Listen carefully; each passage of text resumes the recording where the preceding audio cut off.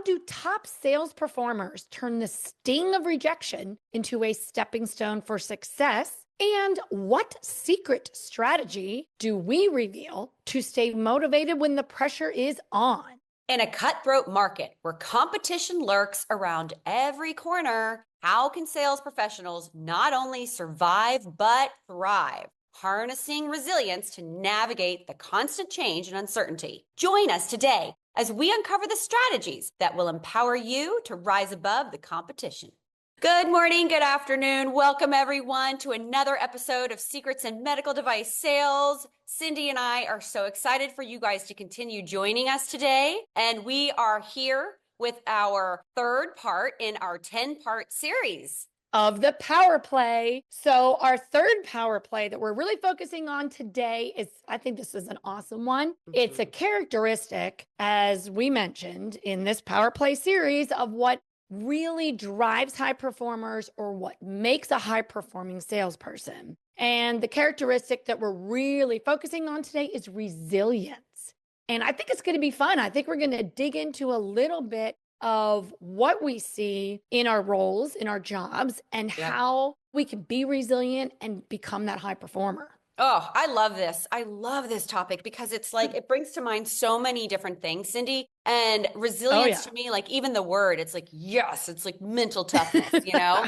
It is. And who's not going to hit hurdles along their way? Everybody hits hurdles. So I'm so excited. So I think what we should do maybe is define resilience first, just for everybody. I mean, I'm sure all of you guys know out there what it means. You know, you can imagine in your head, and we're going to give you a couple of really cool examples of what we think resilience is, and that's going to get you guys motivated for this episode. In terms of definition, what does it really mean in the context of high-performing salespeople, high-performing men and women? It's emotional strength, adaptability, persistence, and mental toughness. And all of those things put together really is resilience. And, you know, I don't know. I mean, Cindy, I know you said you had a really good example of resilience and thinking about things to get people pumped up. Well, you know, I think it's kind of funny because I grew up in South Jersey, so outside of Philadelphia. And I don't know why the word resilience makes me think of Rocky. Maybe it's the R's, maybe it's not. Oh, yeah. Rocky Balboa. Okay, so let's think about this. Here's this guy. I mean, there was 6 or 7 movies. I mean, it was Rocky Part 1, 2, 3, and it just kept going and going and going. But, you know, Rocky 2 was my favorite Rocky. And that's the one where he's famously running up the art museum steps. Yes. And they're playing the song, Getting Strong Now. And he's in these simple gray sweatpants with these like high top shoes that have no support. I mean, nowadays, nobody runs without any support, right? But he had such determination to really be a boxer and to win. And it was kind of like every setback that he had, he just kept overcoming. And if the thing about Rocky, okay, so true underdog mentality, yet what I like about Rocky, I really think we can apply to sales in some ways too. And that is he didn't have all the bells and whistles. Okay, so that movie was filmed in like 1978. And you look at now where people are like, oh, I have to have this outfit or this certain computer and this, like, sometimes people look at everything that they have to be what they need, could be excuses. Rocky literally just took the same gray sweatpants every single day, found this old gym, but you know, he was so determined to win and be strong that think about what he did. I mean, every day he got up and worked harder and harder, no matter what, found a great trainer. And every time he got knocked down, he got back up. And then he wanted to fight the hardest person.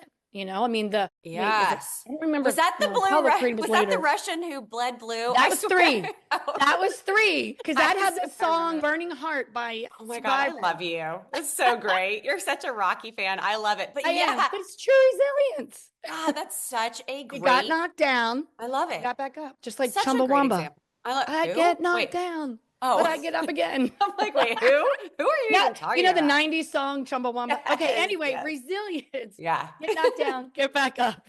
Oh my God, that's so funny you just said that. But God, what a great, like, I visually can remember the movie, the feeling of hearing that music. Like, to this day, if that song plays and I'm like running or doing something, I'm like, yeah, I'm super strong. You know, I got to tell you something funny. My second grade class trip we went to Philadelphia and we lined up at the bottom of the art museum steps. And our teacher, I remember saying, all right, go. And we were singing like, da-na-na, Yes. racing up the art museum steps. Oh, So like, I think fun. it's in everybody. But like, if you take that energy and that drive and resilience into your sales and your job, I mean, come on, you are unbeatable. I love that. I love that. I've been given a lot of books over my life. And one of my really good girlfriends, you know her very well, Tiff, sent me this book. And I actually ended up buying the book for like 5 or 6 of my friends. And I sent you the book. And the book is not, you're welcome, it's not a first book, but it is called Worthy. And the woman that I'm talking about is Jamie Kern Lima. And I have the book here with me. She, to me, literally epitomizes, you guys, ultimate resilience. And let me just give you a brief history. And I'm going to read it a little bit off of Google because I know her history, but I don't want to get it wrong. But she was a woman who I'm pretty sure she was a newscaster on air. Okay. And constantly people would like have the bright lights on her and she had rosacea. And they kept saying to her, you have something on your face. You have something on your face. And they'd like scrub her face and put more makeup on and just continually like tried to cover her skin. And rosacea is it's not like acne. It's different. And you can't it doesn't just go away. And so she got so tired of that, Cindy, that she created this concealer of her own. And she started applying it. And she realized, wow, it works. And so she literally quit her job and invested all of her money, her and her husband, into this product. And she tried to sell it. And because she wasn't the perfect fit model, she didn't have everything. You're talking about Rocky being simple. She was a simple woman. She's your typical woman who's, trying to rub 2 pennies together and make a great career out of it. And she tried to sell this product to so many companies, including Sephora and Ulta and all these other companies. And they all told her no, because she didn't fit the mold. She didn't look like a supermodel. Her product wasn't proven, all the things. Even though she put it on her skin and showed it to them, they didn't believe her. And she was down to, I think, her last $1,000 and ended up getting in on QVC. And they said, hey, if you can produce X amount, I think it was like 10,000 units of this one product and you sell out, then we'll back you. And so she got on QVC, and as everybody knows, it's a live thing. She got on there and they're like, hey, you really need to use supermodels for this product. We believe that you should use supermodels. And she's like, no, I am going to go against the grain here, just like Rocky. And I am going to put myself on camera, fresh faced with my rosacea. And then I'm going to cover it up with my concealer. And not only did she sell out, I'm going to cry. Not only did she sell out within the first, I want to say minute or 2 minutes, she went on to sell her company. And that product is It Cosmetics. She owns Which I wear and I love, by the way. Oh my I've God, worn that you for do? 10 years. No, I'm serious. I love that stuff. No shine, no what. Okay, keep going. Your story's too great. So anyhow, so she sold out. She ended up selling her It Cosmetics company for $1.2 billion with a B dollars to L'Oreal. And she went from having no money at all. So I don't know if our 2 examples haven't inspired you guys yet or not, but hello, resilience. Hello, believing in yourself, mental, physical, emotional toughness. That is what we're talking about today. And we are going to teach you guys how to apply resilience to your everyday sales careers. Oh my gosh, I'm so excited. It makes me just want to go out and sell. But of course, now we have to reveal a secret. So today's secret on resilience. So again, these are the Girls of Grit secrets. And we truly believe that when you listen to Lisa's story, when you look at Rocky, there is one common theme where they were both able to be resilient, overcome everything. And that is belief. And that is the fact that he believed that he could win. Yeah. And so what did he do? He trained, he worked hard every day. He got up every day. He fought every mental battle. That story you just told is amazing about Jamie Kern Lima. But guess what? She believed in her product. She believed in it. She had this unbelievable belief that no matter what, she's going to make it work. So you dig deeper, there's this personal grit that they both underliningly had in 2 completely different ways. I mean, these examples are so different, but they're very common. And so when you're going out to approach your job today, you've got to believe in what you're doing. You got to believe in yourself. You got to believe in your products, because there's going to be challenges. And when these challenges come, when you are resilient and overcome them, that's how you get to be just like Rocky Balboa and Jamie Kern Lima. So let's start with number 1.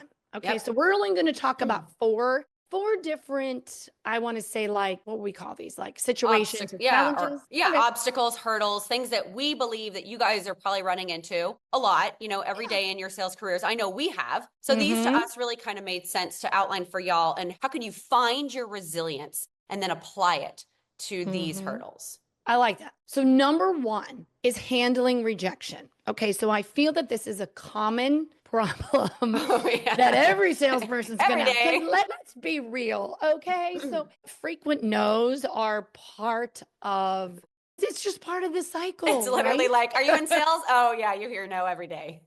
Absolutely. But no, as we've talked about in other episodes before, it's not to discourage you. No is about, okay, now you're going to have to go start to dig a little deeper, understand more. And again, we talk a lot about this with your customers, understanding what they need. But rejection isn't always something personal. So, and I think, and Lisa, you may agree with me here. So, yeah. Well, first, let me give an example of handling rejection. Okay. So they may say it might be a cost issue. Oh, we can't afford that. We've talked about that in another episode. Cost may just be, I don't have enough information. Tell me more about your product. No may be, I didn't like the previous rep.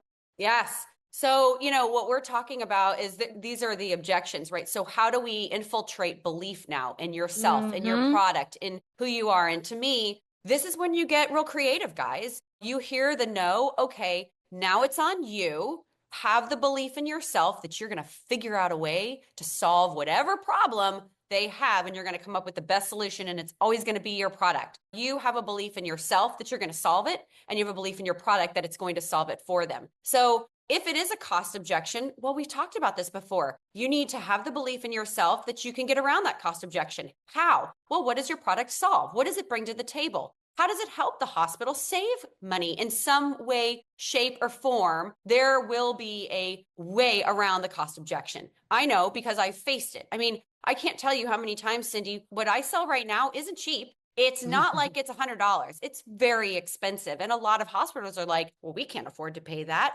Well, here's the deal. It's a life-saving product. It saves a patient from an open operation, which would, oh my gosh, talk about the intangible costs or the soft costs associated with that. Those patients can stay in the hospital for weeks. Sometimes they don't make it out of the hospital. So my product is there to not only minimally invasively treat the patient, but also get the patient in and out of your hospital quicker, faster. And oh, by the way, it's going to need follow-up for months and years down the road. Those follow-up tests also bring in money for the hospital or the institution. So you just have to get a little bit more creative, but you have to have the belief in yourself, you guys, that you're going to be able to do it. If you just take it at face value and say, oh, well, guess they're just not going to buy my stuff today, that's not resilience. You have to learn how to find that inside of yourself. Well, what you just said is a perfect example of truly believing in your product. Like you believe that these outcomes are better. And when you lead with selling with that, you have completely handled any rejection that comes your way of, being told no. So again, we talked about our power play number 2, right? If everybody remembers what that was, emotional intelligence, EI or EQ. Okay, so turn inward. Not all the answers are outward. Have some self-compassion and be strong and ready to face these rejections. And you're on your way. Carry the secret that we gave you today about belief, and rejections just will be in the rearview mirror before you know it. Yeah. You just have to keep persevering. You have to keep pushing forward, because if you don't, you'll just allow that no to stop you. And then honestly, like, it's really tough to be successful in sales when you give into the no's. It is. Without resilience, no is literally just a nail in the coffin. You're exactly right. Oh, I love that. That's a great quote, Cindy. You always come up with these little zingers. Ding, ding. All right, let's talk about number 2. So this one I struggle with. It's maintaining motivation. And what does that look like? That could be you have been a high performer for years and years and years, and now you're starting to get your butt kicked. I'm putting my hand up here. So, hi, that's me. My name is Lisa, and I struggle with motivation some days. But it's the truth. When you are, whether you were a high performer before or not, it's hard to stay motivated some days. I mean, everybody has those days where they don't want to get out of bed, or they're tired of getting their butt kicked every day. So true. You have to have resilience in these moments, because this is where you really pull from the inside. It's gonna take some growth, a growth mindset. and say, you know what? I'm not going to stay stagnant. I'm not going to stay in bed. I'm going to get out of bed. I'm going to grow, and I'm going to pull on my grit, grit, resilience, things that we're talking about. You can absolutely stagnate if you don't try and push forward through that time of just really saying, no way, I can't do this. I agree. And you know what? Here's kind of ironic. What if something motivating is thinking about how good you feel when you're motivated? Oh, I like that. What a mindset. When you've got a great day, you're like, oh my gosh, it feels so good. You just have this energy behind you and you're just going forward, So how do you kind of have these self-management strategies? So some quick tips on how to maintain motivation is that something I have mentioned before, motivation isn't there every day.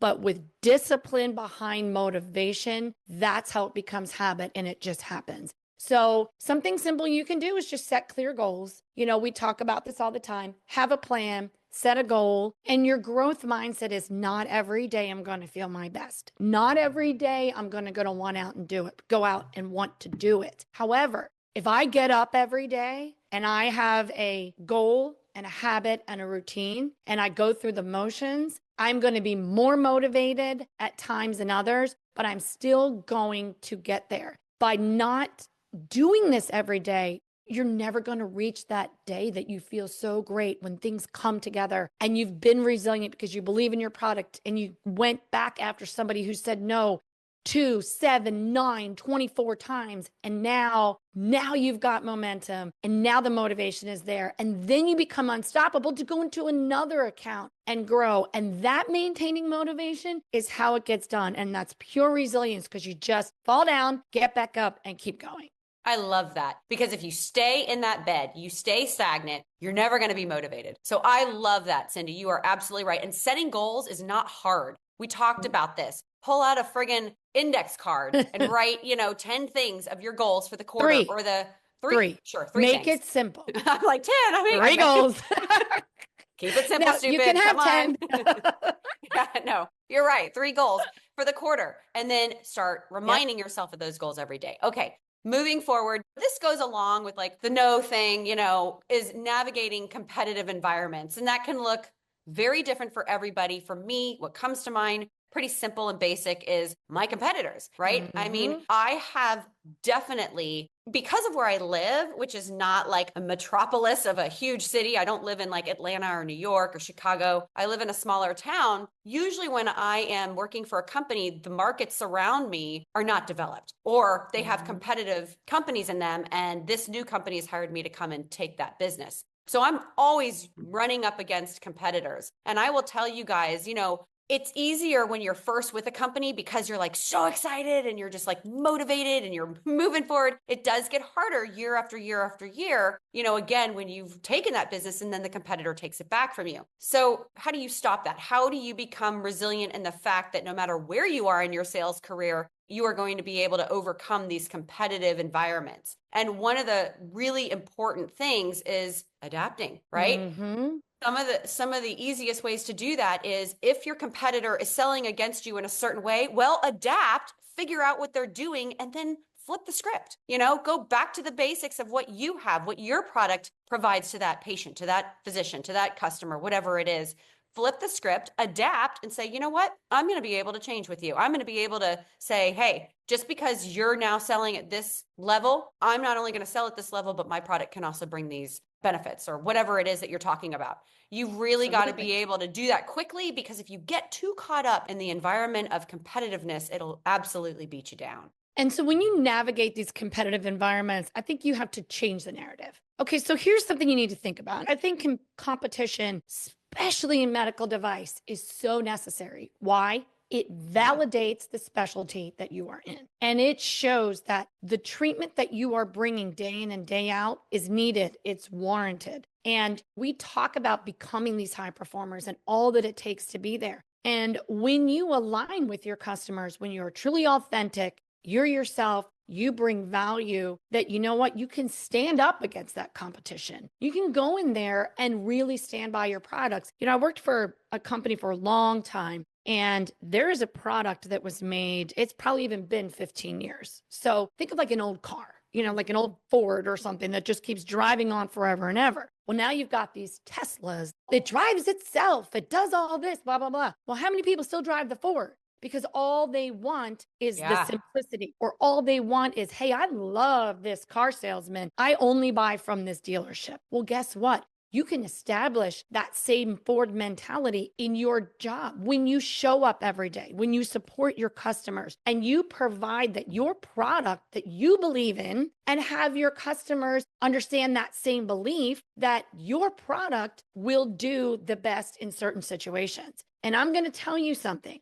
If you let your competitor define your ability, you might as well just turn around and walk away, because there's always going to be something new. There's always going to be something slightly better, but it's up to you to position your product best for your customers. So if you just want to sit back and be like, well, this customer just came out with this product, wipe your hands clean, I'm out. That's not how it works. You got to find some resilience, get back up every day and go resell what is so great about your product. Because clearly you've been successful at some point, and clearly something about it is great. So focus on the good. And it's amazing because you will charge right through those competitive environments unless you tell yourself that your competitor is better than you. I love that. That was so well said. And something that quickly came to mind as well is think about those great leaders that you would want to be a part of their team. The doctors look at you the same way. They don't want to work with somebody that's like, well, I guess I'm not good enough. No, they want to work with a fighter. They want to work with somebody that they can lean on and trust and know that they believe in their product, and they're not, like you said, not going to allow their competitor to define them. Because I'd work with Rocky any day. Absolutely. 100%. And he was totally the underdog. But there's something about that underdog mentality. And we did a great episode with a wonderful woman who talked all about underdog mentality. Yes. So if you want to get inspired on that one, go listen to that episode. It was with Kaylee Lindholm. So the last thing that I think we're going to talk about today is it's something that is inevitable. It's going to happen in every sales career. It doesn't matter what you're doing, what you're selling, who you work for, is adapting to change. Change is inevitable. It is going to happen, guys. So if you don't like change, well, you might as well get out of the business because it's going to change. Just like you mentioned, Cindy, with the cars and the computer equipment and technology, things change in the medical device world. New companies come out of nowhere. You know, there's a lot of venture capitalist companies now investing in new ideas and new companies. There's always, like you said, going to be competition. Somebody will always be upping the game. And so you have to be able to adapt to that. You have to want to learn. You have to want to be able to change, move quickly on your feet. You know, if you think about the Rocky, those punches come quick. No, you guys they do. You have to be light on your feet. You know what they say, light as a feather. You got to be able to be light on your feet and dodge those uppercuts and, you know, whatever they call them. Left hook, punches. Right hook. There you go, hooks. Yeah, thank you. And I used to take kickboxing, by the way. I should totally know this. But anyhow, you guys have to be quick in your adaptability to change. And do it smartly. Do your research. Learn about the other companies. Learn about what your competitor might be getting in their bag in the next, 3 to 4 months, or it's already in their bag. It just happened. You got to learn about it. Learn everything you can. And then you're going to fight it. Then you're going to be able to go up against them and fight them. Well said. Well said. I mean, adapting to change. Exactly. Continuous learning. We're forever learning. Research. Be open to using new tools. Just because maybe some new computer program you have to use in your company, instead of being like, oh my gosh, I didn't want this, or oh, this is so hard. No, just do it. And just like anything else, every time you update your iPhone, you're always like, oh, it changed, but then you love it.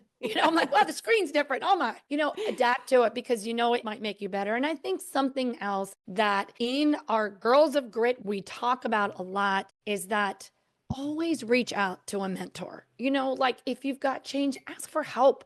Have that supportive community of your coworkers to help you adapt in a changing environment. I mean, I think that's really important. So, oh my gosh, I'm so excited. This is so fun. I just feel that bring on a challenge today because I'm going to be really resilient. I know, seriously. Have to, in summary, we talked a little bit about handling rejections, maintaining motivation, navigating competitive environments, and adapting to change. All of which resilience is a tremendously strong characteristic that will help you overcome any of this. When you apply the secret of belief to any one of these challenges, you will be successful. Maybe not the first day, but you're going to get knocked down, get right back up because that's what being resilient is.